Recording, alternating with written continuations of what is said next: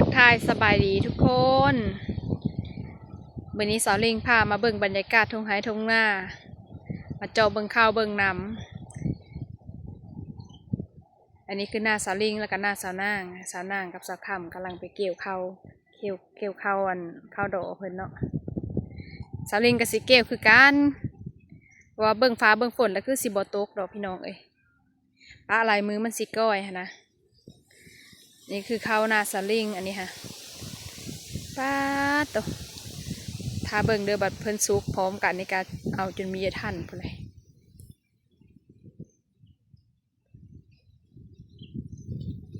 บรรยากาศก็ดีวันนี้นะเหมาะกับการเกี่ยวข้าวแล้วมันมีแดดพี่น้องเอ้ยมันเป็นคืมฟ้าคืมฝนนะ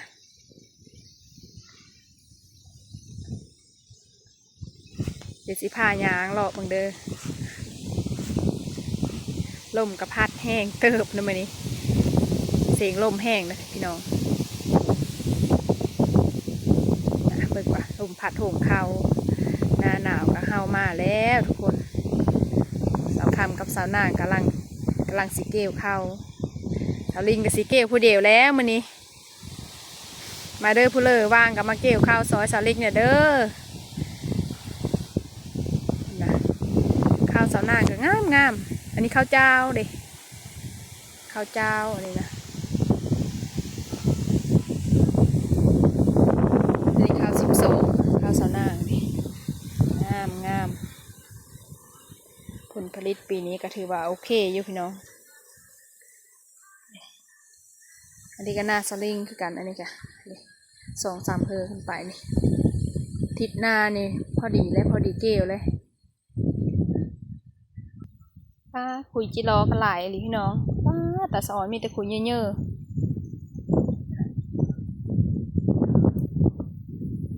แม่นมดเลยผมเหลืองนี่นะแม่นมดเลยหน้าสลิงนี่นะผมเหลืองนี่แม่นมดกำลังสิพอเกลียวนี่นะพลวางกับมาเด้อมาเกี่ยวซอยสลิงเด้อ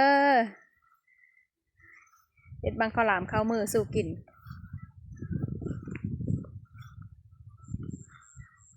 บรรยากาศทุ่งไร่ทุ่งนาโอ้ยอากาศโคตรดีเลยพี่น้องเอ้ย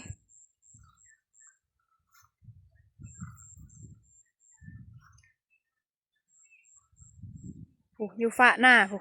แหนมเห็นแดงผู้กระแมนหน้าเอ้ยกับพ่อเกลียวคือกันว่าสิเกลเมื่อเลิกอะย่านฝนตกแห้งจานข้าวอ้อเงาะเบิ่งคักเลยคือสีบ่มีดอกโซลายก็จะเป็นลมหนาวฝนฝอยน้อยนึงมีฝนฝอยบางมือบางโซงซื่อๆสลิกสเกลดอน6 โมงนั่นแหละข้าวไก่น้อยมาเบิ่งมือก่อนนะสไตล์เพิ่นเป็นแบบข้าวงั้นโฮ่งคนเบิ่งโก๊กเขายังเขอยู่แต่ว่าโฮ่งเพิ่นหันพอเกลล่ะก็สิเริ่มเกลไปมือละเล็กละน้อยมัน4-5 เฮือนี่แหละข้าวไก่น้อยค่ะแล้วข้าวไก่น้อยก็คือซีเมนต์ได้ต่อเสื้อข้าว11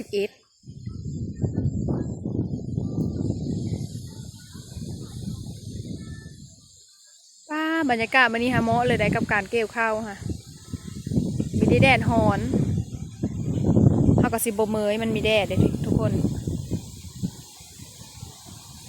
คอยเกี่ยวไปท่านเล็กละน้อยนะมันก็ไม่ได้หลายแห้งดอกพันสีจ้างกะมันสิกระเทินนะลมแห้งนะพี่น้องแห้งเ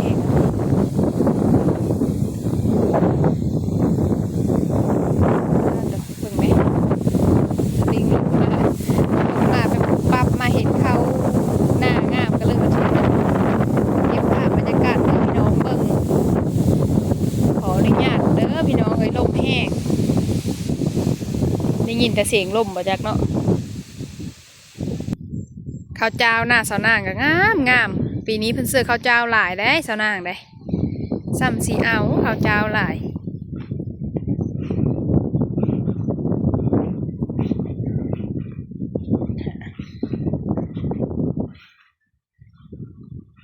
ข้าวเจ้านี่น่าจะแม้นเป็นข้าวงั้นหรือข้าวกะสาลิงกับปีนี้เจอถ้าพวกเราหูกะคอมเมนต์บอกกันได้เด้อ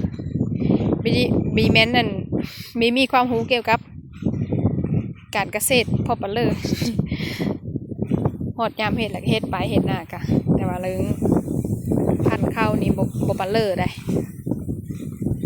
เบาผิดเบาพลาดก็ขอโทษขออภัยเด้อ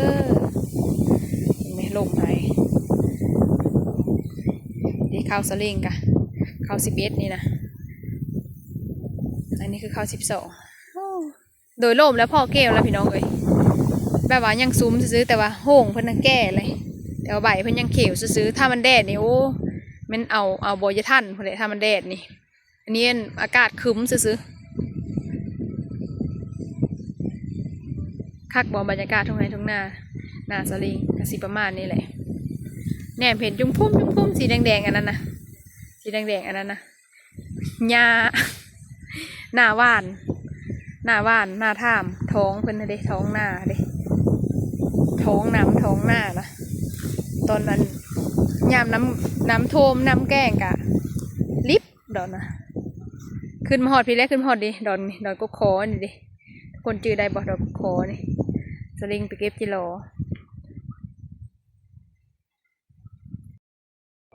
บาแล้วก็โตมากก็ล่มมากกับบ้างแห้งๆทุกคนจนบอได้ยินเขาเสียงค่อยเว้าเลยบางซูงบางตอนนะล่มมาจากมากไปซื้อแห้งอะไรโลตอนค่อยถ่ายทับอิดกับบอได้แห้งเลยบัดไปหาเขาสาวนาสาวคำแล้วรู้ลมเด้